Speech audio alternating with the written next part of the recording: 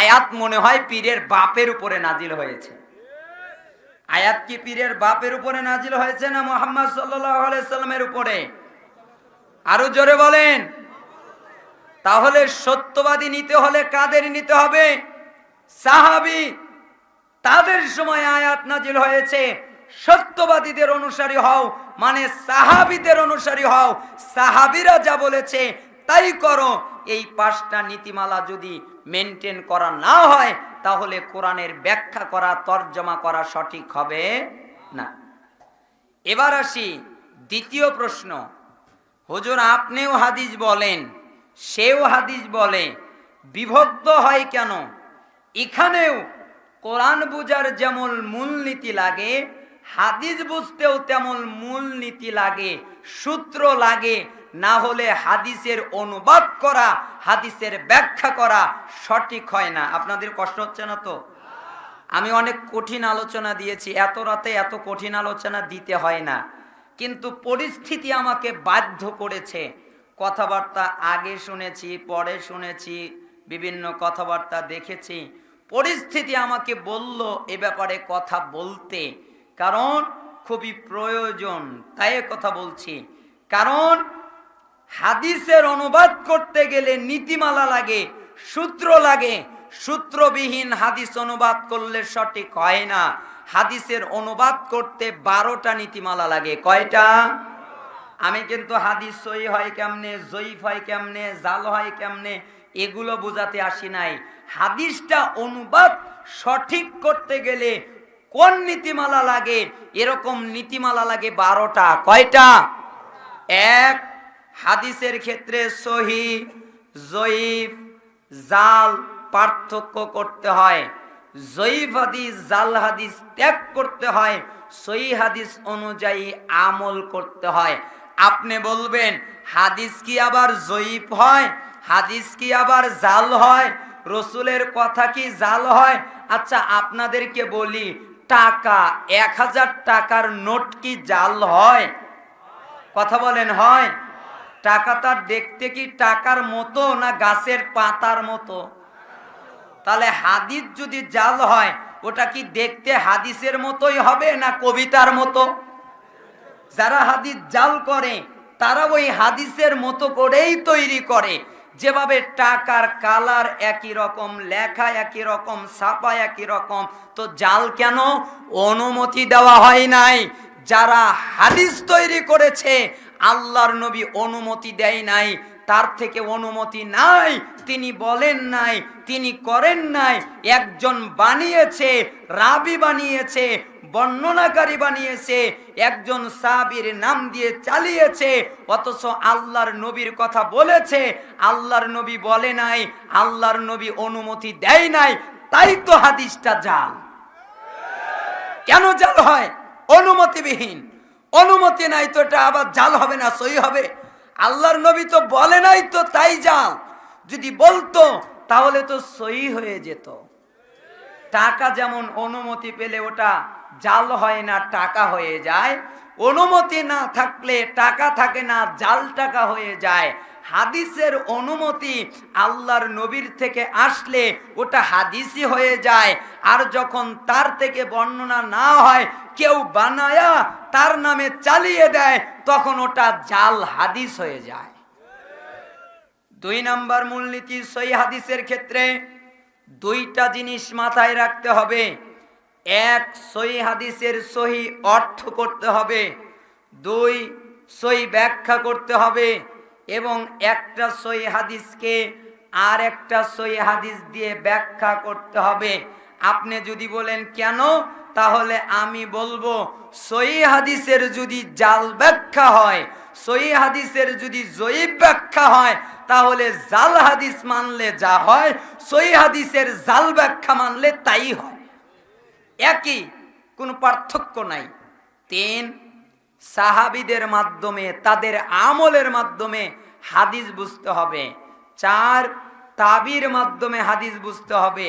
5, মুহাদ্দিসিনে কিরাম যেভাবে হাদিস বুঝেছে ওইভাবে হাদিস বুঝতে হবে। ইমাম বুখারী তার কিতাব যেভাবে লিখেছে, ইমাম মুসলিম তার কিতাব যেভাবে লিখেছে, ওইভাবে আমাদেরকে হাদিস বুঝতে হবে। বলেছিলাম 15 মিনিট একটু সময় লেগে গেল, আপনারা কষ্ট নেবেন না। মুহাদ্দিসিনে কেরাম যেভাবে বুঝেছে, এখানে একটা উদাহরণ দেই তাহলে বুঝে যাবে। আপনারা কষ্ট হচ্ছে না তো? আলোচনায় যাওয়ার আগে এই ভূমিকাটা একটু বলে নিচ্ছি যাতে আমার কথা বোঝা সহজ হয়ে যায়। এখানে হচ্ছে ইমাম বুখারী রাহিমাহুল্লাহ সহিহ বুখারীতে একটা হাদিস এনেছেন, হাদিস নাম্বার 756, আপনাদের সবারই জানা। লা সালাতা লিমান লাম ইয়াকরা বিফাতিহাতিল কিতাব, যেই ব্যক্তি সালাতের ভিতরে সূরা ফাতিহা পড়ে নাই, ওই ব্যক্তির সালাত হয় নাই। এটা সহিহ বুখারীর কয় নম্বর হাদিস? 756। আবার বলেন কয় নম্বর হাদিস? 756। এখানে একটা শব্দ আছে লিমানের মান। মানটা ব্যাপক, সবার ক্ষেত্রে, সব সালাতের ক্ষেত্রে লাগানো যায়। সেটা ফরজ হোক, ওয়াজিব হোক, সুন্নাত হোক, জানাজা হোক, প্রত্যেক সালাত। তার মানে যেই সালাতে সূরা ফাতিহা পড়া হয় নাই, ওইটা সালাত হয় নাই। তখন একজন ব্যক্তি বলেই ফেললো, অনেক বড় একজন আলেম, তিনি বলল মান যে ব্যাপক, এ কথা কি আল্লাহর নবী বলেছেন? আচ্ছা, আনা মানে আমি, আংতা মানে তুমি, এটা আল্লাহর নবী বলবেন? আনা মানে আমি, আংতা মানে তুমি, আংতুম মানে তোমরা, এভাবে বলবেন? এভাবে তো তিনি ব্যাকরণ বলবেন না, তিনি মূলনীতি দেবেন। মান ব্যাপক যে, এটা তো আমরা জানি। ব্যাকরণ যারা জানে, ভাষা যারা জানে, শব্দার্থ যারা জানে, তারা তো বোঝে যে মানটা ব্যাপক। ইমাম বুখারী আজ থেকে 1000 বছরের বেশি আগে তিনি বুঝতে পেরেছিলেন। এই জন্য তার কিতাব সহিহ বুখারীতে তিনি অধ্যায় কায়েম করেছেন। 10 নম্বর পর্ব, 95 নম্বর অধ্যায়, বাব উজুবিল কিরাআ লিল ইমাম ওয়াল মা'মুমি ফিস সালাতি কুল্লিহা ফিল হাজারি ওয়াস সাফারি ওয়া মা ইজহার ফিহা ওয়া মা ইখাফাত। প্রত্যেকের জন্য কিরাত পড়াটা ওয়াজিব। ইমাম হোক, মুক্তাদি হোক, সফরে থাক, বাড়িতে থাক, জোরের সালাত, আস্তের সালাত, প্রত্যেক সালাতে ইমাম মুক্তাদি সবাই সূরা ফাতিহা পাঠ করবে। হুজুর, আল্লাহ আপনাকে বুদ্ধি দেয় নাই, আল্লাহ আপনাকে জ্ঞান দেয় নাই, আপনি বুঝতে পারেন নাই, তাই আপনি মান বোঝেননি। ইমাম বুখারীকে আল্লাহ বুদ্ধি দিয়েছেন, তাই বুঝেছেন মান ব্যাপক, প্রত্যেকেই পড়বে, এই জন্য তিনি অধ্যায় কায়েম করেছেন। আরেকটা উদাহরণ আমিনের ক্ষেত্রে। অনেকে বলে বুখারীতে জোরে হাদিসের, আমিনের জোরে হাদিস নাই। আমি বুক উঁচু করে বলি, কে বলেছে নাই? আছে। তোমরা বোঝো নাই, তাই খুঁজে পাও নাই। হাদিস সহিহ বুখারী 780, আল্লাহর নবী বলছেন, ইযা আম্মানাল ইমাম ফাআমিনু মান ওয়াফাকা তামিনুহু তামিনাল মালাইকা গুফির লাহু মা তাকদ্দামা মিন যামবি। ইমাম যখন আমিন বলে, তখন তোমরাও আমিন বলো। আচ্ছা, ইমাম যখন বলে তখন তোমরা, ইমামেরটা যদি না শুনি একসাথে হবে? তাহলে ইমাম জোরে বলবে। ইমাম যখন বলবেন তখন তোমরাও বলবে। কেন? ওই সময়ে মালাকরাও আমিন বলে। ইমামের আমিন, মালাইকার আমিন আর তোমাদের আমিন যখন এক হয়ে যায়, গুফির লাহু মা তাকদ্দামা মিন যামবি, তখন তোমাদের পূর্বের যত গুনাহ আছে সব আল্লাহ ক্ষমা করে দেয়। আপনি বলবেন এখানে তো ইমামের কথা নাই। আমি যদি বলি এখানে তো মুক্তাদির কথাও নাই, এখানে ইমামের কথা নাই, আপনি যদি বলেন আমি যদি মুক্তাদির কথাও নাই, তো ভাড়া করে আনবে। ভাই, আপনি পড়বেন না, পড়বেন না, দরকার নাই, আপনার পড়ার প্রয়োজন নাই। জোর করে আপনাকে পড়তে বলছি না। আমাদের গুনাহটোনা বেশি, তো আমাদের গুনাহ ক্ষমা করাতে হবে। আমাদের গুনাহ অনেক, আপনাদের তো গুনাহই নাই, পড়ার প্রয়োজন কি? আমাদের গুনাহ বেশি। আল্লাহর নবী বলেছেন আমিন বললে গুনাহ ক্ষমা হয়, তাই আমরা আমিন বলি।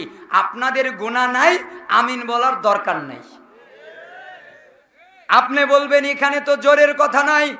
ইমাম বুখারী 10 নম্বর পর্বের 111 নম্বর অধ্যায়, 112 নম্বর অধ্যায়, 113 নম্বর অধ্যায় কায়েম করলেন। জাহারিল ইমামি বিত্তামিন, ইমামের জোরে আমিনের অধ্যায়। ফাদলুত তামিন, আমিনের ফজিলত। জাহারিল মামুমি বিত্তামিন, মুক্তাদির জোরে আমিনের অধ্যায়। তার মানে ইমাম বুখারী বুঝাতে চাইলেন এই হাদিসটা জোরে বর্ণনা, এই জন্য 780 নম্বর হাদিস লিখে নিয়ে এসে তিনি অধ্যায় কায়েম করেছেন জাহারিল ইমামি বিত্তামিন, ইমামের জোরে আমিনের অধ্যায়। ইমাম বুখারী বুঝতেন যে এটা জোরে আমিন বলার হাদিস, আপনাকে আল্লাহ বুদ্ধি দেয় নাই, তাই তো আপনি বোঝেন নাই। হাদিসের পরেই তো আসি ইবনে শিহাব বললেন রাসূলুল্লাহ সাল্লাল্লাহু আলাইহি সাল্লাম যখন সালাত শেষ, সূরা ফাতিহা শেষ হতো, তখন তিনি আমিন বলতেন। যাই হোক, আর এদিকে যাচ্ছি না, আরো অনেক উদাহরণ আছে, একটা বলতে দুটা বলে ফেলেছি। এরপরে আর একটা মূলনীতি হচ্ছে হাদিসের ক্ষেত্রে ভাষাবিদরা যেই অর্থ নিয়েছে ওই অর্থ গ্রহণ করতে হবে। 7 নম্বর মূলনীতি, কোরআন হাদিসের কোনো পরিভাষার অপব্যাখ্যা করা যাবে না। 8 নম্বর মূলনীতি, সুন্নাত আর বিদআত সম্পর্কে জ্ঞান থাকতে হবে, তাওহীদ এবং শিরিক সম্পর্কে জ্ঞান থাকতে হবে। তা না হলে কি হবে, আপনি সুন্নাতকে বানাবেন বিদআত, আর বিদআতকে বানাবেন সুন্নাত, তাওহীদকে বানাবেন শিরক, আর শিরিককে বানাবেন তাওহীদ। ওই যে ফাজাইলে আমালের মতো ভূমিকায় লিখেছে, এত বড় বুজুর্গের সন্তুষ্টির উদ্দেশ্যে কিতাব লিখলাম। বলেন তো সন্তুষ্টি কার হবে? তো বুজুর্গ যে হয়ে গেল, তার মানে তিনি তাওহীদ বোঝেন নাই। তিনি যদি তাওহীদ বুঝতেন তাহলে তার কথা এমন হতো না। তিনি যদি তাওহীদ বুঝতেন, তিনি যদি শিরক বুঝতেন, তাহলে এই পৃষ্ঠায় শিরিক ঢুকতো না। তার মানে সুন্নাত সম্পর্কে জ্ঞান থাকতে হবে, বিদআত সম্পর্কে জ্ঞান থাকতে হবে। ওই কাণ্ড জ্ঞানহীন মুফতির মতো। মুফতি বলছে হাদিসে আছে দোয়া করা, হাদিসে আছে মুনাজাত করা, হাদিসে আছে মুনাজাত করা, হাদিসে আছে দোয়া করা। আরে বেটা, কে বলেছে দোয়া করার হাদিস নাই? কে বলেছে মুনাজাত করার হাদিস নাই? আমি বলেছি ফরজ সালাতের পরে আল্লাহর নবী সাহাবীদেরকে নিয়ে কোনদিন সম্মিলিত মুনাজাত করে নাই। তুমি যদি করো আল্লাহর নবীকে অপমান করলা। কে বলেছে মুনাজাত নাই? আরে মুনাজাতের হাদিসের অভাব নাই। কে বলেছে মুনাজাত নাই? মুনাজাতের হাদিসের অভাব নাই। কে বলেছে দোয়া নাই? আপনি কাঁদবেন, আপনি দোয়া করবেন, আপনি মুনাজাত করবেন, এটা আপনাকে কে বলেছে নাই? আমি শুধু বলেছি ফরজ সালাতের পরে আল্লাহর নবী সম্মিলিত মুনাজাত করে নাই। তোমরা যদি করো তাহলে আল্লাহর নবীকে অপমান করলা, তোমরা বুঝাইলা। আল্লাহর নবী বোঝে না, আল্লাহর নবী জানে না, আল্লাহর নবীর জ্ঞান নাই। মোনাজাত যে করতে হয় এটা আল্লাহর নবী বোঝে নাই, তাই তো তিনি করেন নাই। আমরা বুঝি, তাই আমরা মোনাজাত করি। কথা তাই হলো না? অনেকেই বলে বিদআত খারাপ। আমি একটা সংজ্ঞা দেই, বিদআত মানে রাসূলকে অপমান করা। বিদআত মানে কি? আর শিরিক মানে আল্লাহকে অপমান করা। আল্লাহর নবী বললেন ফরজ সালাত শেষ হলে আস্তাগফিরুল্লাহ পড়বা। বিদআতের 3টা নীতি আছে, 3টা মূল নীতি আছে। 1, বাড়ালে হয় বিদআত। 2, কমালে হয় বিদআত। 3, চেঞ্জ করলে হয় বিদআত। হুজুর আবার বলে কি, আদ-দুআউ হুয়াল ইবাদাত, দোয়াটা হলো ইবাদাত। আরে হুজুর, আপনি বোঝেন নাই, দোয়া খালি ইবাদাত হয় না। মাজারে গিয়ে যদি কেউ বলে বাবা একটা সন্তান দাও, এটা দোয়া না? দোয়া না? দোয়া। তো এই দোয়ার নাম কি? শিরক। হুজুর বোঝে নাই, হুজুর মনে করেছে দোয়া খালি ইবাদাতই হয়। হুজুর, দোয়া খালি ইবাদাত হয় না, দোয়া শিরক হয়, দোয়া বিদআত হয়, দোয়া ইবাদাত হয়। নিয়ম মাফিক করলে ইবাদাত, আর নিয়মের বাইরে করলে বিদআত। বিদআত হয় 3 কায়দায়। বাড়ালে হয় বিদআত। আল্লাহ যেই ইসলাম দিলেন তার থেকে যদি আপনি বাড়ান তবে হয় বিদআত। আল্লাহ যেই ইসলাম দিলেন তার থেকে যদি আপনি কমান তবে হয় বিদাত। আল্লাহ রসুলের মাধ্যমে যে ইসলাম দিলেন তা যদি চেঞ্জ করেন তবেও হয় বিদাত। আল্লাহর নবী বললেন ফরজ সালাতের পরে আস্তাগফিরুল্লাহ 3 বার বলবে, আল্লাহ তোমাদের গুনাহ ক্ষমা করে দেবে। আল্লাহুম্মা আনতাস সালাম ওয়া মিনকাস সালাম, এই দোয়া পড়বে, আল্লাহ তোমাদের শান্তি দেবে। সুবহানাল্লাহ লা ইলাহা ইল্লাল্লাহ, ওই দোয়া পড়বে, গোলাম আজাদের সওয়াব পাবে। সুবহানাল্লাহ, আলহামদুলিল্লাহ, আল্লাহু আকবার 33 বার করে পড়বে। একবার লা ইলাহা হলে আল্লাহ ক্ষমা করে দেবে। ফরজ সালাত শেষ হলে আয়াতুল কুরসি ইয়াকিনের সাথে ইখলাসের সাথে পাঠ করবে, তাহলে তোমরা জান্নাতে যাবে। মাঝখানে বাধা হলো মৃত্যু। হুজুর কে বলেছে দোয়া ইবাদত নয়? দোয়া ইবাদত, কিন্তু আপনি যে সেটিং করলেন, আপনি যে চেঞ্জ করলেন, আপনি আল্লাহর নবীটা সরাইয়া দিয়া রব্বানা আতিনা ঢোকালেন, এই যে চেঞ্জ করলেন, এই যে রদবদল করলেন, এই যে পরিমাপ করলেন, পরিমাণকে উল্টা দিয়া আল্লাহর নবীটা সরালেন, এই যে সরানো, এই যে চেঞ্জ করা, এই যে অপমান করা, এটার নাম বিদআত।